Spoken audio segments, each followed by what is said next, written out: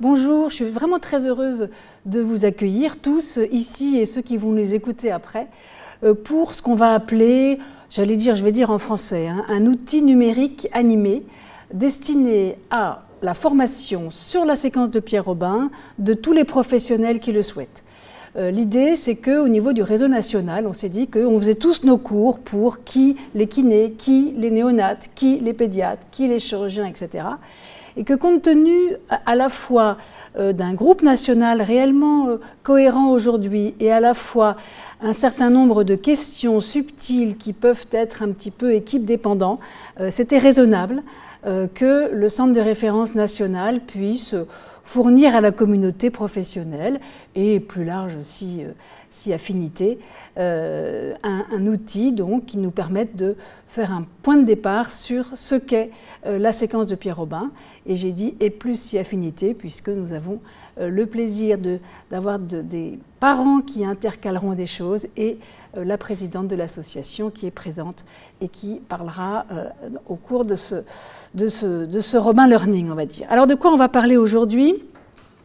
On va parler de Robin au sens strict du terme, et vous verrez que c'est déjà assez large, sur un panel de 15 chapitres, avec des gens qui viennent de toute la France et qui ont été choisis parce qu'ils sont un des meilleurs dans leur domaine. Voilà, je ne vous cite pas les 15 chapitres, c'est le sommaire, vous pourrez y revenir si vous le souhaitez. C'est en ordre chronologique de l'histoire de ces enfants, du prénatal à l'âge adulte. Alors, syndrome de Pierre Robin, séquence de Pierre Robin, qu'est-ce que c'est que ce suffixe, lequel faut-il mettre, de quoi on va parler? J'ai dit qu'on allait parler de Robin au sens strict, ce qui est déjà assez large, puisque, juste pour vous rappeler pourquoi ce préfixe pose problème, ou du moins a posé problème jusqu'à des années toutes récentes, c'est que Robin lui-même, et à tout seigneur, tout honneur, dans les années 30, a décrit des enfants qui avaient des malaises, qui mettaient en jeu leur pronostic vital et respiratoire par glossoptose et vagotonie. Vous voyez l'image ici de cette publication à l'époque. Et puis, dans les années 75, quand les généticiens dysmorphologistes américains se sont mis à décrire les syndromes, ils ont donné le nom d'anomalie de Pierre Robin à ces enfants qui naissent avec un rétrognatisme, une glossoptose et une fente palatine postérieure romane, U-shaped. Et il a fallu attendre fin des années 80-90 pour que la notion de séquence apparaisse, et elle est assez séduisante, ce qui fait que depuis, elle est utilisée, dans la mesure où on peut imaginer, bien qu'on n'en ait pas de certitude, que vous voyez ici un embryon de 45 jours de vie, un embryon de 55 jours de vie, et donc pendant 10 jours, il va se passer, ce sont des embryons, coupe sagittale d'embryons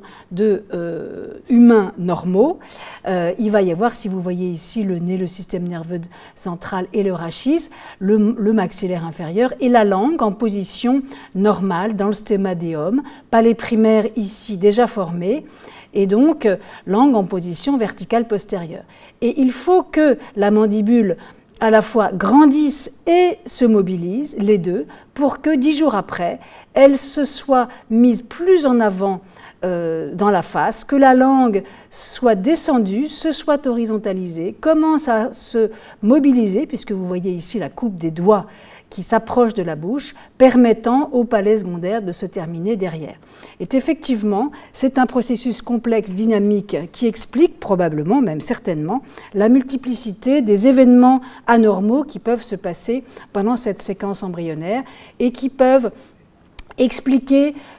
qu'il y a une tendance à ce que, pour certains enfants atteints de séquence de Pierre Robin, le facteur anatomique domine, et c'est l'exemple des anomalies primitivement osseuses, dont les généticiens nous reparleront. D'autres n'ont pas d'anomalies osseuses, et ce sont plus des facteurs neurofonctionnels que cette hypomobilité embryonnaire qui empêche la mandibule de grandir suffisamment, soit d'origine centrale, tronc cérébral, cerveau, muscles, etc.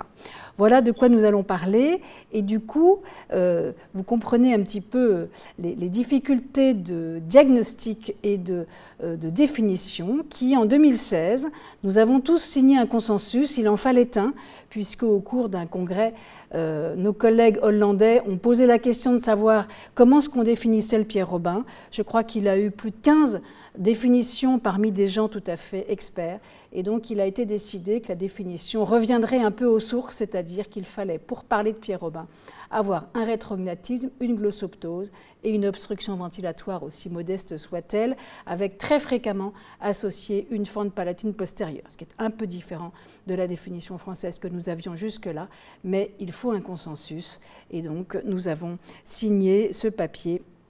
Et maintenant, quand on parle de Pierre Robin, c'est la définition internationale qui prévaut.